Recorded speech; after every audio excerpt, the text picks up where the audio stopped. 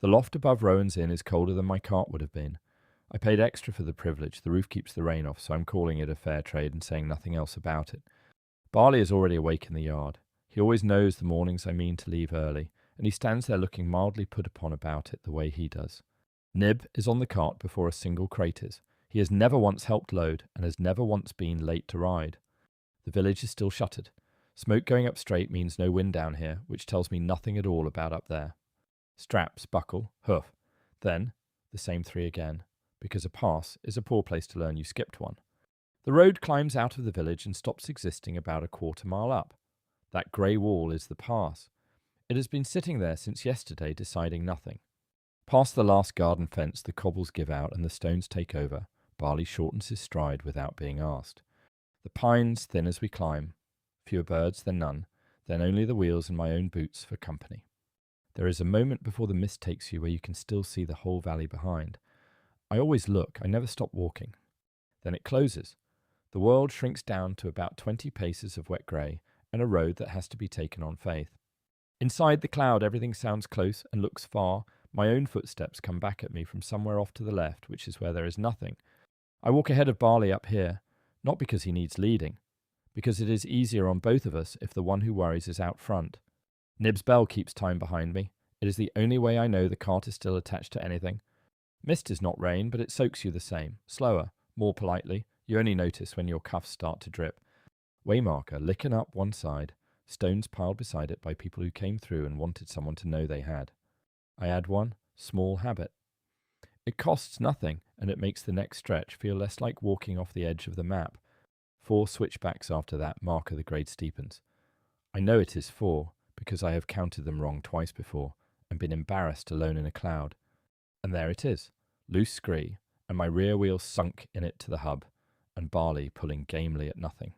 Stick under the rim, shoulder to the corner, and wait for the horse. Never pull against him. Pull with him once, and the mountain gives the wheel back. It comes free on the second try. My boots are full of grey grit now and will be until the far side. Flat boulder, 10 minutes. The tea is barely warm, and it is still the best thing that has happened today. Nib watches me from the load, with the expression of a creature who has walked no part of this pass, and has opinions about how I am doing it. Something small comes out of the mist and lands on my cart rail, wings dripping, entirely unbothered. Oskar, halfway up a pass in weather that would ground a hawk, wearing a satchel bigger than his opinion of himself, which is saying something. Nothing in the satchel for me. He waits while I check anyway, the way you wait for someone slow, and then he is gone, uphill. Whatever he is carrying is going where I am going. That is company, of a sort. Back to it. The road tips up again, and the grey closes in behind us like a door being shut politely. There is a shape standing in the trail ahead. It does not move as we come up, which is how I know it is a person and not a rock I am about to apologise to. Wren, hood up, basket on her arm, a full day's climb from any forest that would explain her being here. She looks at the cart, then at the road behind me, then at me. That is a whole conversation, and I have had shorter ones with Bram. I make a fire the size of my 2 hands. She sits down across it without being asked, which from Wren is nearly enthusiasm. In her basket, something pale and rooted that I have never seen at any market on either side of this mountain. Only grows in cloud, she says. 4 words. I have paid good coin for less useful information delivered at 10 times the length. I offer to buy some. She gives me 2 and takes nothing, and looks faintly offended when I reach for the purse anyway. The kettle goes on again. Neither of us says anything for a while, and it is not the sort of quiet that needs fixing. Then she stands and points up the trail where the grey has gone thin and bright at the edges.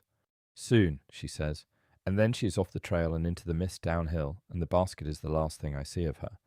She was right, of course. 20 minutes later, the cloud thins to a bright haze, and then it simply stops.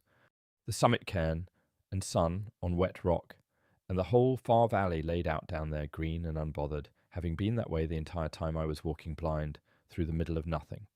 I stand there longer than the light really requires. Barley eats. Nib does not look at the view once. Going down is faster and worse. The brake stays on, my knees complain, and the heather comes back up to meet the road. Warm air again, about 1,000 feet below the cold. It smells like grass, and somebody's cooking fire still hours off. A grassy shelf, water nearby out of the wind. I've made camp here before and I will again. Cart unhitched, fire small. The ledger, while the light lasts. 1 wheel dug out. 2 routes I did not pay for and cannot price. I write them in anyway. Under nothing, in the column I keep for the parts of a day that do not add up. Behind and above, the pass has sealed itself back up under cloud. You would not know there was a road in it. Nib is asleep against a crate. Barley shifts in the dark somewhere off to my right, sounding satisfied with the arrangement. 2 days to the harbour from here, tomorrow's problem, and a flat one. Down in the valley, one window still lit. Somebody else's home, and a long way from mine, and I find I do not mind the distance tonight.